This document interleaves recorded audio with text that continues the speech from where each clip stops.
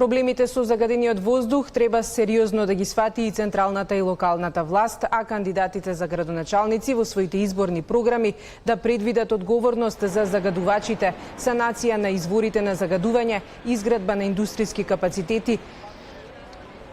најмалку 10 километри подалеку од населеното место. Утрешниот светски ден на мирот ќе се одбележи со марш за чист воздух во организација на коалицијата О2 за почист воздух и првата детска амбасада во светот Меѓаши.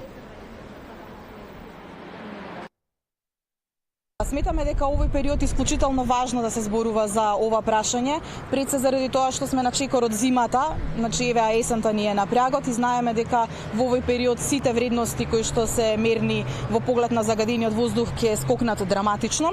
и веќе ќе биде предоцна после да се реагира. Ние сме многу мала држава, сите живееме во една мала држава која што има огромна загаденост и без разлика на сите разлики кои што ги имаме меѓу нас, квалитетот на воздухот веројатно е единствената спојка која што ја имаме и токму затоа таа едукација треба да биде интензивна, долгорочна и на сите нивоа за подигање на еколошката свест. Испорачавме среднорочни, краткорочни и долгорочни барања и очекуваме да се случи промена. Доколку не се случи промена, ќе излегуваме на улица почесто затоа што само на тој начин сметаме дека можеме да кажеме дека децата имаат право на чист воздух, здрава животна средина, дека секое второ дете во загадените градови